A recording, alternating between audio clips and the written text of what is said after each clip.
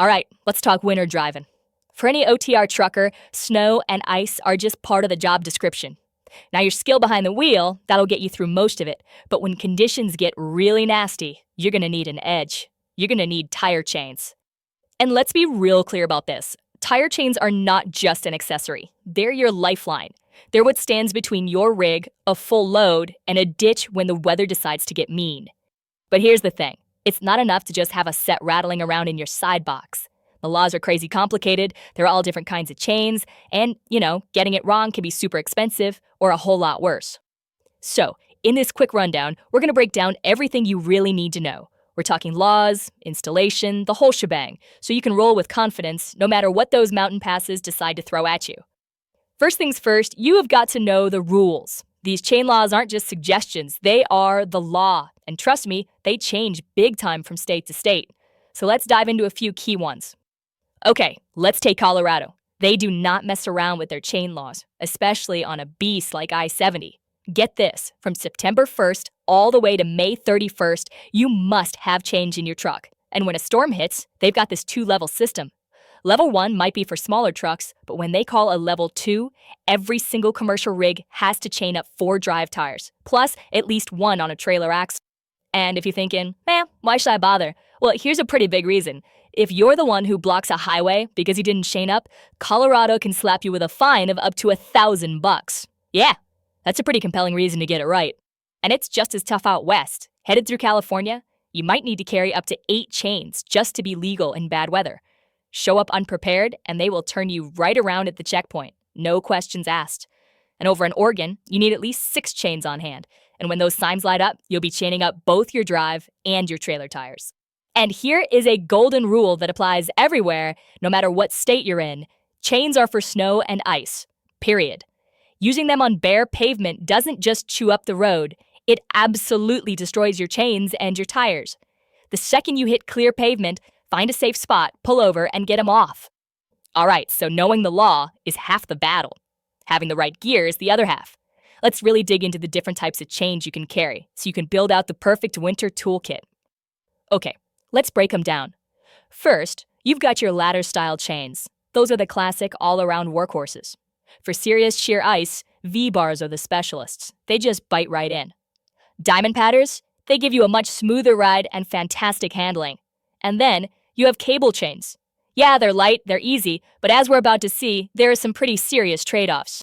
Let's just focus on those V-bar chains for a second.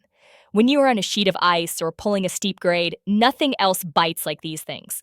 The studs just dig in and give you that aggressive, life-saving traction. The only downside, the ride is, well, it's incredibly rough.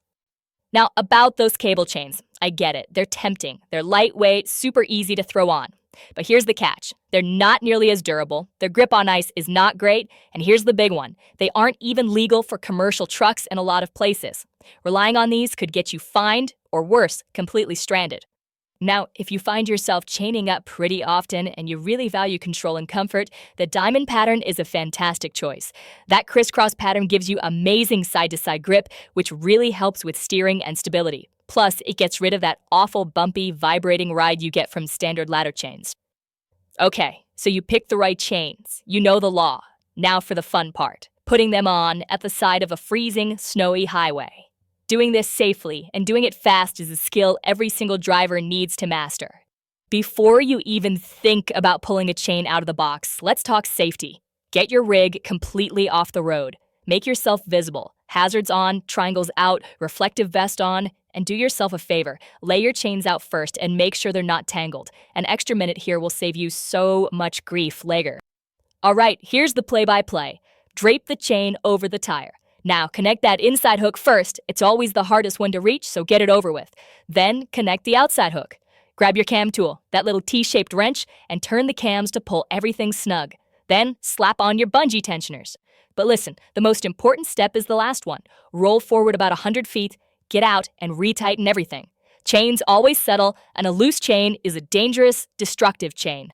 Now, most chains you'll see out there use manual tensioning. The kind with the cams and the bungees. They work great, but you have to do that recheck after you roll forward. The upgrade is auto-tensioning chains.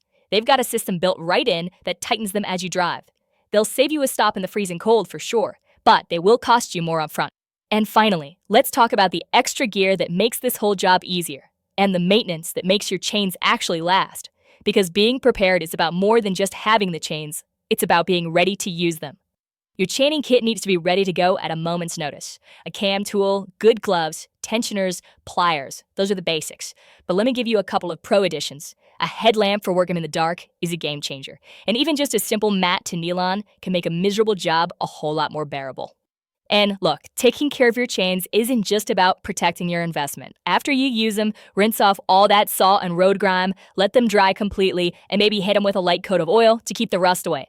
Store them untangled and dry, and they'll be ready to go the next time you need them most. So, let's just boil it all down to the key takeaways. Number 1, know the laws for your specific route. 2, choose the right chains for the job. 3, safety is always number 1 when you're installing them. And 4, maintain your gear.